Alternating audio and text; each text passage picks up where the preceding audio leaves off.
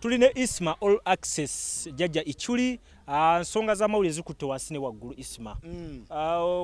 okutandikirawo waliwo shows ezimu zibagambye nti kaakati bazijjewo mbuza Lugambo kati eyo UCC bosi wayo nino mmutegeeza wategeneza ajja kuva mu kitongole ekyo ensi yonna etambulira ku Lugambo.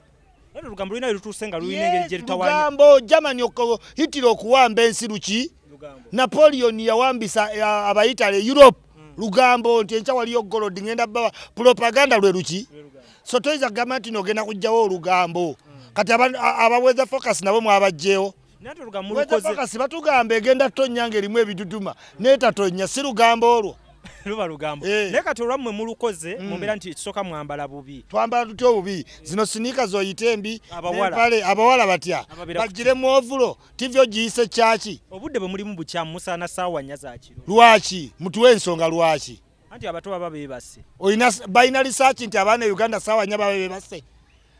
straka bamulabanga sawa mmeka simunana ibulake mukasa tumulaba mmeka akola ttani so kyenjagala okutegeeza obuzibu UCC teyina byakukola akati ku lerevu defu nebyo kukola anti naye tebiri sustainable because bw'otugamba nti ensonga z'owadde okumuvinga so gijja kusaawa emu prime time ogitwala ku nnya mbwensi eri misguided abaana bafollowinga ebintu ebitajja abantu bafollowinga ebintu ebibye baliko mwe mubaterawo bye batakola ki bye bataliiko that's why programu zammwe zibako abantu 105 anikati ne bako 10 nyanga balaba nya Chibaito okono na mononye population note tujononye kati ense movinze mu social transformation kati balibe bakyali kuki mu old times mbutu simanyi TV kusawe mu ani akugambye nti abaana balina olaba TV kusawe mu TV zadda ku simu baba bakadde balina afro mobile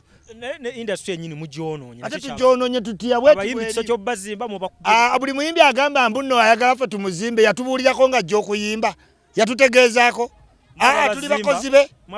tuli bakozi be anti tuli bakozi be yatuwachinga tumuzimba muri mugamba ngaba mawulire nabo okubabe kati wabanga watu watuwanga tukuzimba tuli baddembo kuzimbulula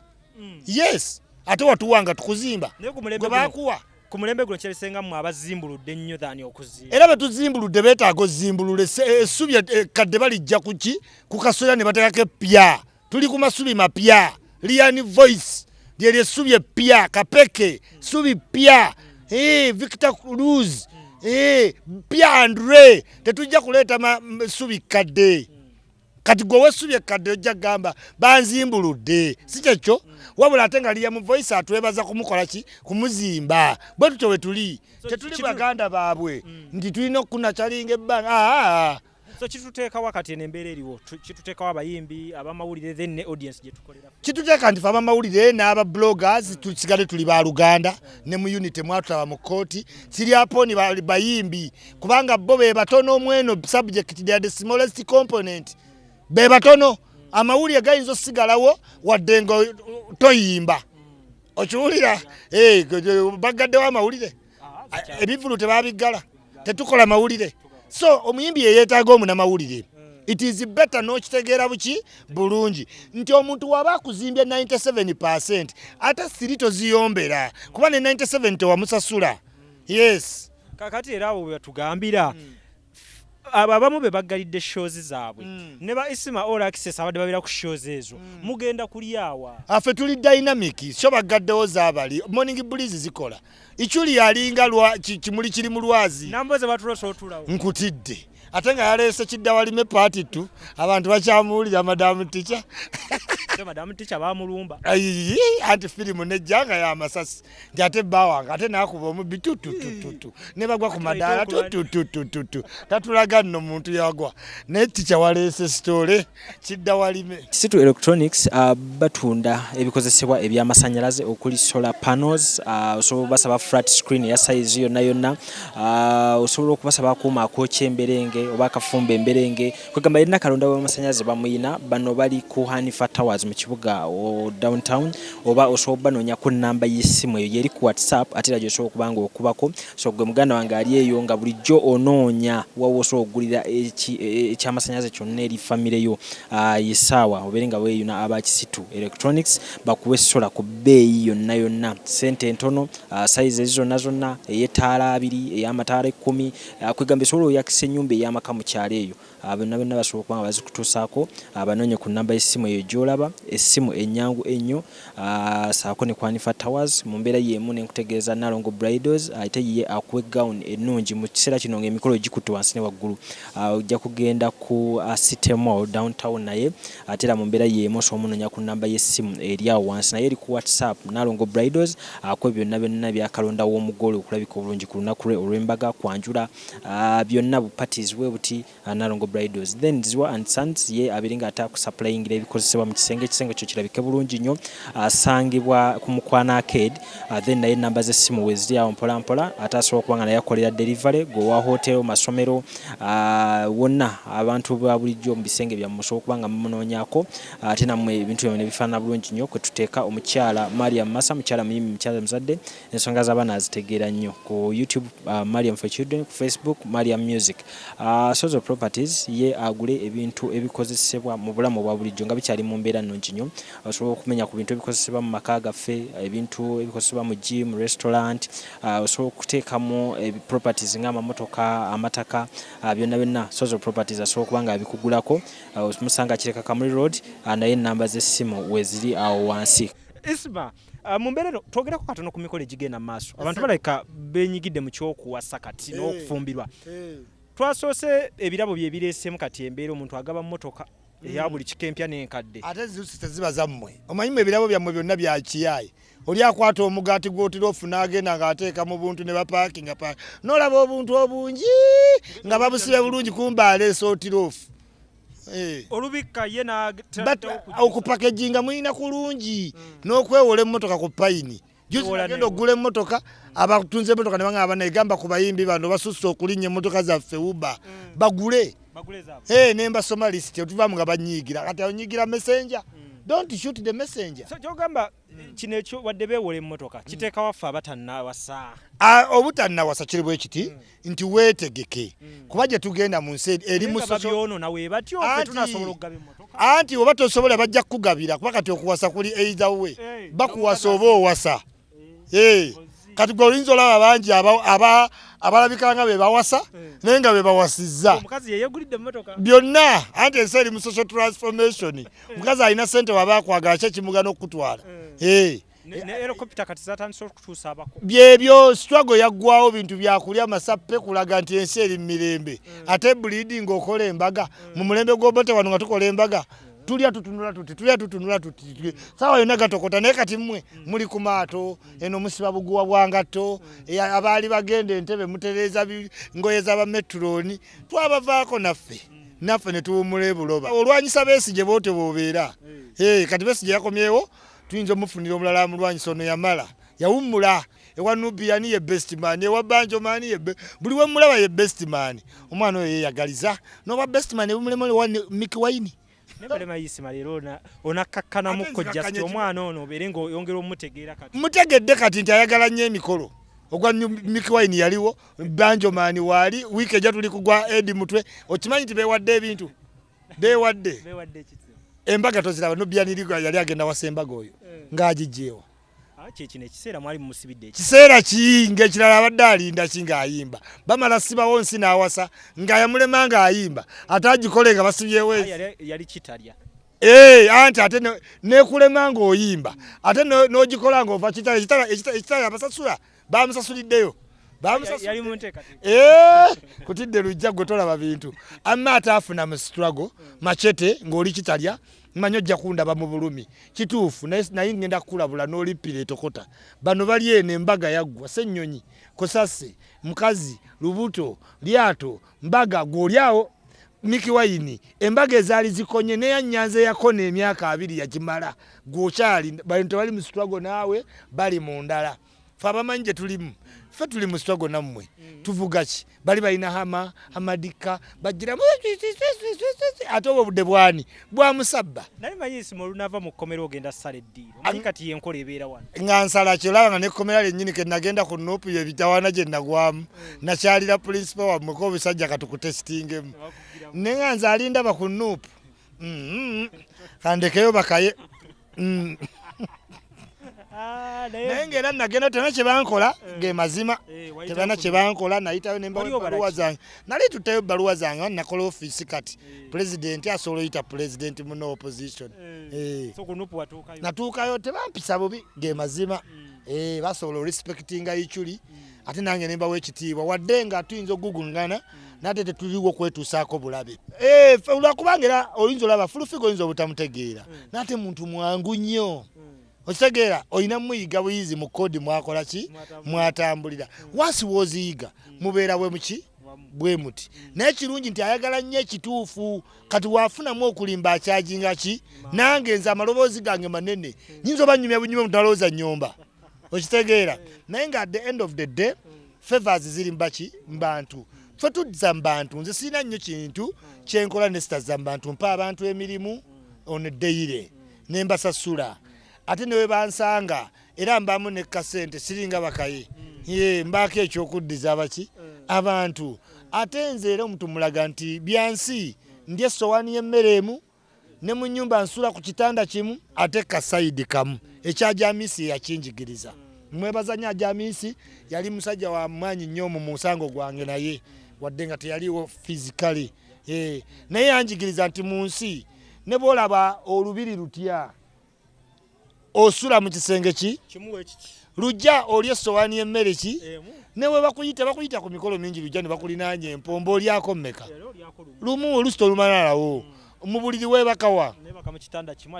ludda y'ebintu by'edduniya naye olwokubanga kati emyaka gye ndimu eby'edduniya tebimmalaamu siinayo omuntu gwenkumpanya omuntu njogera naye bulungi era avaawo ategedde nti biri just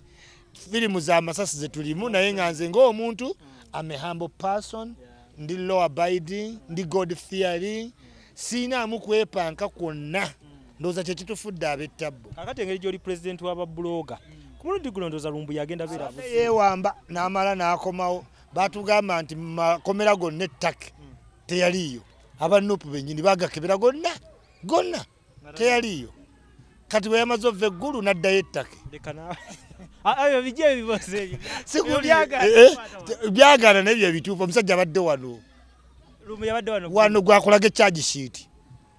katate kyogamba nti muwaddanku nnyingi kyatugamba looya wa Museveni yawandiika ebbaluwa naga lumbu yababuuzizzaako kuba akimanyi nti no looya ajja sobola ogikola muwada muwada yabawandiikira kale yamaze okwewamba n'akomawo kyekiddako gwe nga pulezidenti ku mulundi guno ndowooza kati lumbuye era njagala muwere okambinga namugambye taseereza essimu nga taŋŋambye era nakoze post ne mugamba kyusa erinnya tekyali kiggula luggi kubanga oluggi lweggala emyezi egi ne lukulema okuggula naye nga tonnavaayo ndowooza bakubuulidde nti nze afuga emitimbagano ku Uganda nebunaayira kati kirungi ajje mu blog association mulagaawo kyababulogingako deforestation asusse njagala blogging ku kutema emiti n'okusimba emiti lwaki ya blogging anti kati nze president delegate nga tomola kyali ku blogging bya kisiru manya nti gwe blogging ku tourism n'omuwecho kati olumbu engeri gya zereti deforestation ajja mwanguyira abatema emiti okwokya amanda kati weyekanga nga alina okuyisayo ebya struggle akola atya struggle yaggwawo waatabadde kubanga waatabadde banne bali mu mikolo just yatamanyi kiriwo ate omuntu ana struggling ataba n'omukolo gw'embaga ng'ate omugole yeetegekera wiiki 2 tolanga Besigye yatonzeewo struggle mpya agende mu ya Besigye oba anoonya struggle naye neya nuupu nuupu be bakubire ddala obulango nti Uganda stede omuntu awasa embaga mu Uganda bleeding owasizaamu embaga kugaye mu kinaana nga tuli tuti emmere tulya tubuuka naye bano balina neyaki nembaga omusajja n'akwata olubuto lw'omukazi wali obirabyekedda n'alukiisinga bu public n'ayambala obunu ne beekuba obufaananyi principal n'asiba engatto y'omukazi okulaga laavu ne beekuba nga bwe bali mu struggle akomyewo leeti katusuubire drone kuno zinamulabi ze yali alabisa mu State House zinamuyamba olaba waali kuba okuva we yavuddeyo akyatidde okunyiga ku ssimu ndowooza kunkubira ku ssimu baamugambye kubira pulezidenti wa bloga nga tonnanyiga ssimu ekkomera lyakyusizza lumbuyo endabika n'amera ne ku birevu n'amatu gajja kuvaayo manyi talina matu gagenda mu walodiwo Zemuyita chifu mukwawa went to Germany for reinforcement. Since then he has never returned. Nze Kisitu Emma okuva ku Kisitu Electronics. Kisitu Electronics tusangibwa kwa Nifa Towers. Edduuka liri namba B2 28. Ekizimbe kirinaanye Yamaha Center mu paaka enkadde era oba oli ku dduuka paaka oba ogirengera wano wansi. Tutunda ebintu bingi. Tutunda sola okuva ku $10,000. $10,000 tukuweerako charger ne tukuweerako tukuweerako amataala 3. $15,000 tukuweerako amataala 4, radio ne charger yaako. $30,000 tukuwa amataala 6 ne tukuwa radio ne simu ne charger. $75,000 yeba nneneko eba ezimbyemu kopa ne banene ne battery nene tukuweerako okuva ku TV, inverter, regulator, amataala 6 ne tuba $85,000 okutukuweerako size 19. Size 19 ebesingawo ku 17 obunene eyo tukuweerako pane ebanneneko 85, battery ne tukuweerako 65 ebanneneko. Ne tukuweerako size 19 ne tuteekako waya amataala 8 buli kimu tukikuteerako okuva ku balubu 8, radio, charger ne tuba $98,000 eba ya amataala 8 tukuweerako size 22 eya TV ne tukuteerako flat iron egolola ne tukuteerako radio ne charger ne tubaayo n'eyakakadde akamu $10,000 eyo yo tukuweerako size 24 eya TV ne tukuweerako flat iron egolola ne tukuweerako radio emu ne charger ne tuba n'eno esingako ku ndala zonna ebeere ennene ddala tukuweerako TV 32 ne tukuteerako flat iron ne tukuteerako radio ne tukuteerako charger ku kakadde kamu kitundu. Wabula items ezo oba omaze ozigula ku Kisitu Electronics tewali kyoddamu kusasula okuggyako ng'otutte items zo ne bakuteerayo. Tulina amasimu ga waterproof. Amasimu ga waterproof gali Japan used ne gaba amasimu malungi nti yo ne weba egudde mazzi tesobola kwonooneka eba ngumu. Obuuma bw'emberenge tulina akawuma akasookerwako $30,000 ne tuba n'akawuma akaddako ne bonna mota ngumu ne tuba n'akawuma akaddako $45,000 ne tuba n'akawuma ak'$50,000. Tulina fridge z'awaka okuva ku buno obutono bw'olabye oba bonna okuva ku $36,000 45 okudda waggulu zonna fridge zikola ki weeziri. Tulina ne deep freezer oyinza okubeera ku kyeyo abakyala ababeera ku kyeyo amazima gali nti nga sente zo zifuna ng'oyagala zizaale naye nga tomanyi kyakola ki kyakolamu osobola okutuweereza ssente oba n'ofuna omuntu gw'otuma najja n'asasula fridge yo either n'ebeerawo ku dduuka ffe ne tugikuumira ne tukuweereza risiiti yo oba n'otwala fridge yo buli lunaku n'oba ng'okola ki ng'ofuna ssente. Tulina flat screens ezo ze tulina okuva ku $20,000 layisi okuva ku $20,000 $25,000 okudda waggulu naye nga size zonna weeziri. Osobola okubawo ka price akatonotono kuba tutunda price yaffe mu katale ffe abalina price esinga okuba ennungi. Kalonda w'amasannyalaze yenna okuva ku pako, blender, radio, woofer, rice cooker byonna eby'amasannyalaze weebiri. Atwetaaze ennamba y'essimu eri 0708 88 88 84.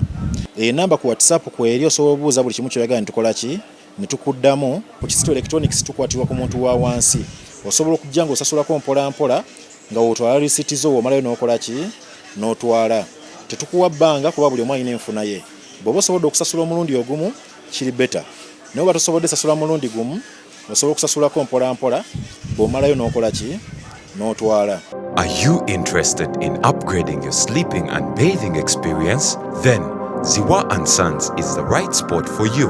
We sell blankets, bed sheets, duvet covers, bed covers,